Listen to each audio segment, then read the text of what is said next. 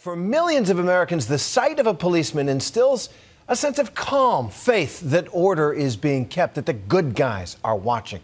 But for many others, thousands stopped on the streets of New York because they look or act a certain way.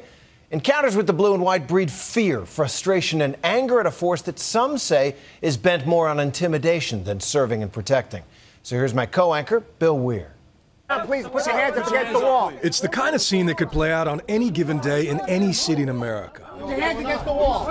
Men in blue stopping young men of color. Why am I being frisked? As tensions rise. What's going on? I didn't do anything wrong. In this case, a robbery suspect is cuffed. Listen to me. You're not free to leave. Just stay here. Turn around. What am I being arrested for? I didn't do anything wrong. The others released, and the cops managed to keep it by the book. I don't get it. I understand you're upset, but I'm sorry for the inconvenience. But this scene is just pretend. It is an NYPD training drill to reinforce a proper way to do what is known as a 250, that controversial tactic designed to stop crime before it happens. Controversial because critics say 250s rarely happen with this much courtesy and this much probable cause. They say the NYPD stops and frisks way too many innocent men of color for no good reason. He was holding me, he was going through your pockets, going up, down. You want to go to jail? For what? Shut your mouth, kid. What am I getting arrested for? Shut your mouth. What am I getting arrested for? For being a mutt, you know what? That's a law, being a mutt? He was going through my sweater. Then that's when he told me to keep my hands on my head. So I was like this the whole time. Frustrated by how often he was being stopped in his Harlem neighborhood, a 16-year-old son of a cop named Alvin says he hit record on his iPod one night in 2011. Why you push me out for? As two undercover officers approached. Our job's to look for suspicious behavior. When you keep looking at us like that, looking back. Because y'all always like stop. I just got stopped like 2 blocks away. Like, Listen to me. When you're walking the block with your hood up and you keep looking back at us like that, bro, you think you might have something. It is one of the few known recordings of something that happens nearly 2,000 times a day in New York, but whether this is the exception or the rule is a debate dividing America's biggest city. I don't think it was a unique stop for Alvin or any of the other young people that I've talked to personally. When activist filmmakers Aaron Schneider and Ross Tuttle heard the recording, they spent 8 months convincing Alvin to go public for their short documentary, The Hunted and the Hated. And we said, was this, the worst encounter you've had with NYPD? And he said, actually, no, it's not. He said, I've had worse. why you push me out for?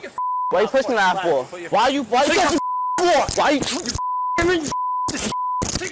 Yo, why you touching that? What happens to officers in a stop like that? There is a civilian complaint process, and indeed there is a civilian complaint review board. Ray Kelly is the man in charge of the NYPD.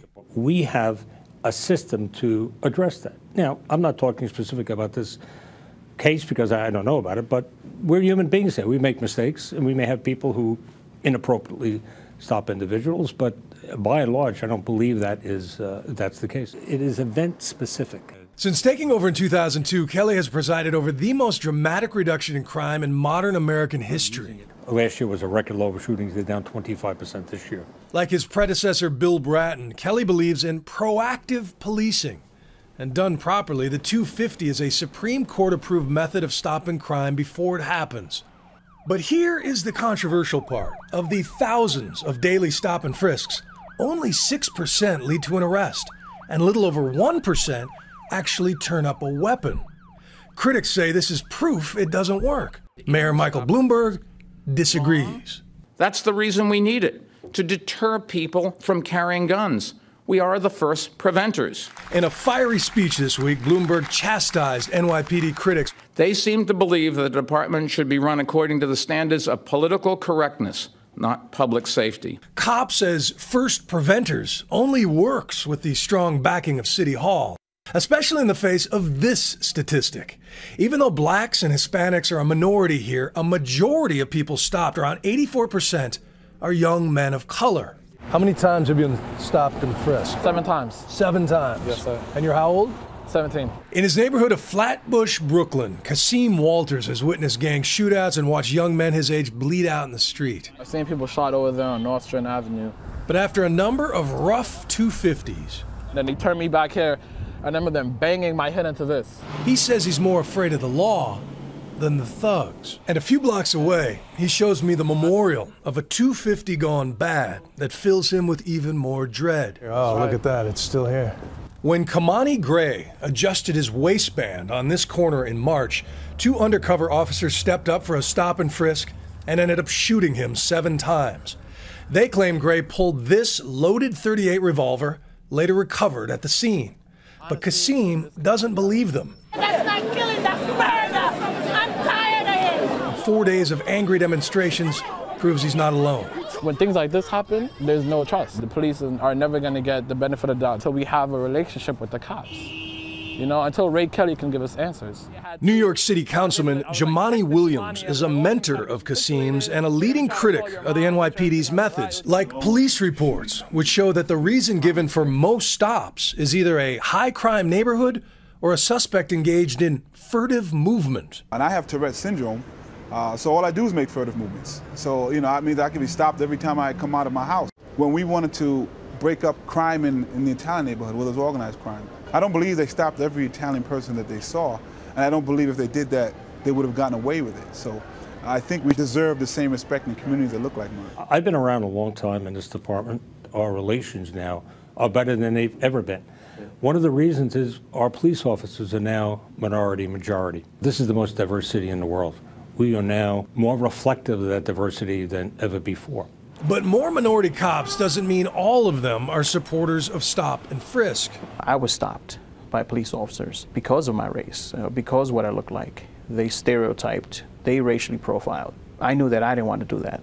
Pedro Serrano is one of 2 cops now denouncing his own department's policies. And he says he made a hidden recording of his own. This is about stopping the right people, the right place, the right location. Okay. He is convinced that there is a perverse quota system in place, which drives officers to stop minority kids for no good reason. You don't come with those numbers, they retaliate by giving you bad evaluations. That's basically what they did to me. After riding just 2 250s over an entire year, Serrano called for a meeting with his deputy inspector to appeal a bad evaluation. He also says he wore a wire and recorded this. Again, taking my neighborhood where we had the most problems. Right. And most problems we had there was robberies and grand larcenies. And who are those people robbing? The problem was what? Male blacks, and I told you the roll call, and I have no problem telling you this. Male blacks 14 to 20, 21, and I said this at roll call. Right there is when I lost it. You want me to stop everybody, the good people and the bad people, so you can get your numbers. The 9-year veteran is a witness for the Center for Constitutional Rights, an advocacy group now suing the NYPD, not for money, but to change its stop and frisk policies. While Serrano and his attorneys say this is proof of racial profiling, the NYPD insists the inspector was talking about specific suspects in a specific string of crimes, and that Serrano was fishing to collect damning evidence for the lawsuit. For context, the inspector also said this. 99% of these people in this community are great, hard-working people, but we still are one of the most violent commands in the city. Yes. And to stop 2 people, you know, to see only 2 things going on, that's almost like you're purposely not doing your job. This is a business. We have almost a $5 billion budget a year. So we run it like a business, and it's fair to ask the employees here to do their fair share. How does a number of 250s a month, a week, a year affect an officer's career? If an officer continually doesn't do what the commander wants him to do, I don't think it's going to positively affect his career, for sure, but I don't think it negatively affects him. If you don't meet the numbers, you're a bad cop. That's just how they see it. But Pedro Serrano has no doubt he has negatively affected his career by breaking the thin blue line. Yeah, you got bad guys out there who want to hurt me because I'm wearing their uniform, and you got the hierarchy who wants to hurt me because I spoke the truth. But Commissioner Kelly insists that race is not a factor. It's just that most of his officers are sent where most crimes are reported, and that up to 75% of violent crime victims describe their attacker as a black male. The percentage of people who stop, it's 53% African American.